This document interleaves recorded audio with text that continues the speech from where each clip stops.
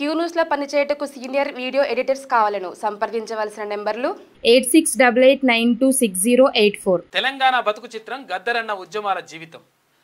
మానవుని ఆలోచన విధానాన్ని అర్థం చేసుకుని ఒక భావనతో ఏర్పడిన ప్రజా తిరుగుబాటే ఉద్యమం. అలాంటి ఎన్నో ప్రజా ఉద్యమాలకు సజీవ సాక్ష్యం నా తెలంగాణ.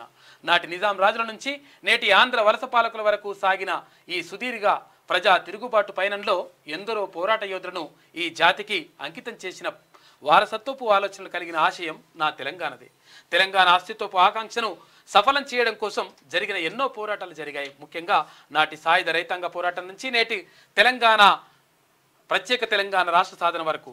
అయితే రాజ్యాధికారం కోసం పోరాడిన ఒక విప్లవ కవి, అతని జీవితం ఓ మార్క్సిస్టు వీరోచిత పోరాట గాథ. అతని పేరే ఒక విప్లవ స్వరం. అతని జీవితం ఒక సుదీర్ఘ పోరాటం. అతని ఆశయం సంపూర్ణ విప్లవం. విప్లవ వాగ్గేయకారుడుగా తెలుగు భాషా సాహిత్యంలోకి విప్లవ సాంస్కృతిక తోవ చూపిన బాటసారి. ప్రజా విప్లవకారుడిగా ప్రయాణాన్ని ప్రారంభించి అట్టడుగు వర్గాల రాజ్యాధికార ఆకాంక్ష కోసం ప్రజాస్వామ్యవాదిగా తన జీవితాన్ని కొనసాగించారు.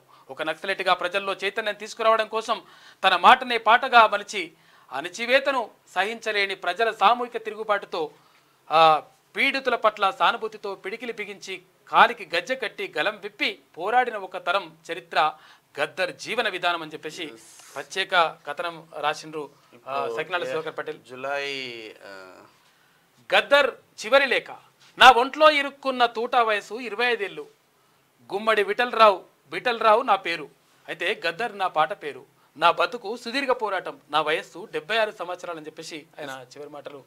ఇది రాసింది అల్లూరి రాజేందర్ సామాజిక విశ్లేషకులు రాసింది. ఒకసారి బాగా రాసిండు. క్యూ న్యూస్ లో పనిచేయటకు సీనియర్ వీడియో ఎడిటర్స్ కావాలను సంప్రదించవలసిన నెంబర్లు 8688926084.